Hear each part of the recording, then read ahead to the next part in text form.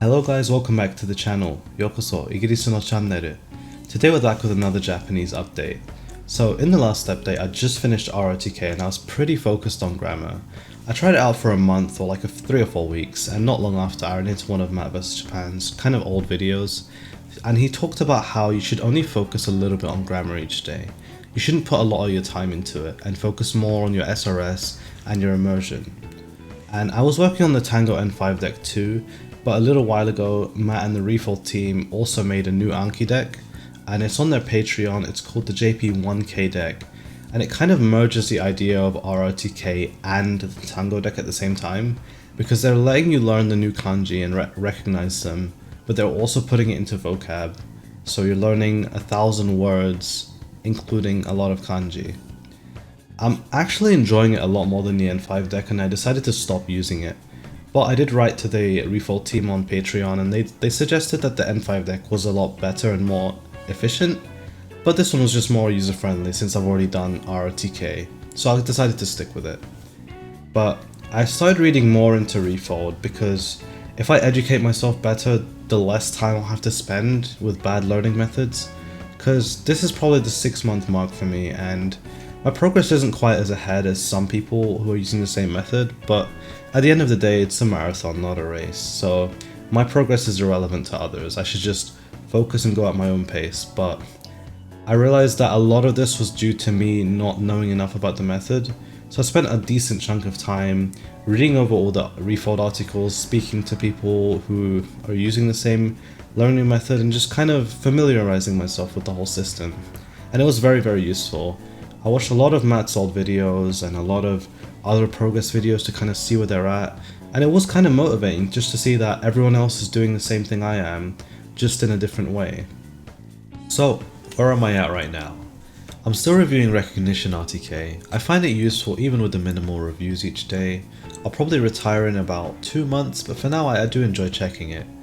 I'm reviewing the JP1K deck from the Refold team also, and my own personal sentences deck. I have just started sentence mining, and it's been a pretty rocky start due to me not knowing too many words, but regardless I'm still enjoying it, and that's kind of the focus for now.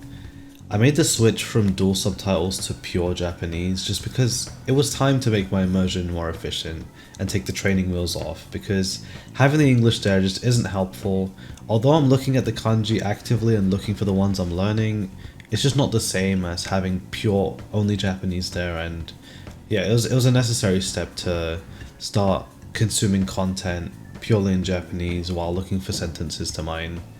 I think I spend around a minimum of 2 hours immersing each day, and I make around 10 sentence cards, or at least I try to make 10 to 12, maybe 15 some days, but yeah, I learn 10 each day, so it doesn't matter how many I make as long as there's enough to kind of take in that day. Otherwise, yeah, that's pretty much my schedule each day. It's been kind of a big jump from purely just learning kanji and vocab to doing all of this stuff and actively immersing more than I was before, but I'm enjoying the process altogether, so what can I say really. For the final section of this video, I got a comment in my last video and I feel like it deserves a verbal response rather than a written one, just because it's easier for me to explain, and I think it's more convenient for both of us this way. So, you said you had a few questions about the learning process and you'd appreciate it, okay? So, you listed how m.i.a is pretty much immersing, kana, grammar, vocab, ROTK, and sentence mining. You've already learned kana, which is great. You've been immersing, which is also very good. Let's see. You're looking to learn grammar soon. Okay, I was also on this step. And you started ROTK. So your confusion is the fact that ROTK teaches you English readings. When will you learn on and kun? Will you have to manually look it up? Okay. So the first question you kind of gave was about grammar. So don't focus so much on grammar right now. You're going to learn grammar over time through immersion. So focus most of your time into Anki and immersion itself, because you don't need to physically study a lot of grammar. The recommended amount on the Refold page was about 5 minutes per 1 hour of immersion, with a cap of 20 minutes each day.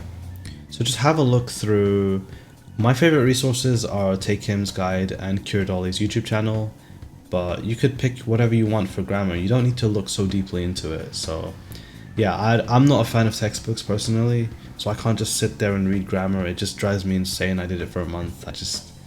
It was very, very demotivating. But yeah, let's move on to the next one. So ROTK, the reason you only see the English meaning is because you're meant to learn how to recognize them rather than how to read them.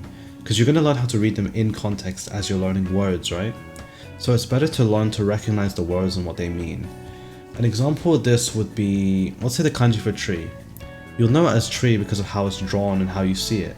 And you wouldn't know how to read it as like ki or moku. Like, you'd learn that in context. Let's say you're watching a show and they're talking about trees, and you can see on the subtitles or on manga or something that it has the kanji for tree and the reading next to it, or you'd physically hear it.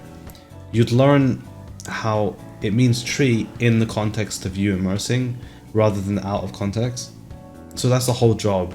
You're not trying to learn the kanji through Anki, you're just trying to learn to recognize it and how to like build kanji up with radicals so it's easier for you to learn them in the long run. It sounds a bit weird. I don't know if I'm explaining it completely correct, but it's been going really well for me personally. I really enjoy how I learn it this way. I feel like I retain it a lot better, and yeah, I'm just enjoying the whole process. Yeah, but for now, I'd focus on finishing RRTK, immersing as much as you can. If you're immersing with dual subs or English subs, try and make the transition. I know it's rough not understanding what you're seeing and reading, but trust me, it pays off a lot in the long run. But yeah, if you have any other questions, let me know. I'll be happy to help you out. And yeah, thanks for watching, and wherever you are in the world, have a great day or night. Take care and see you in the next one.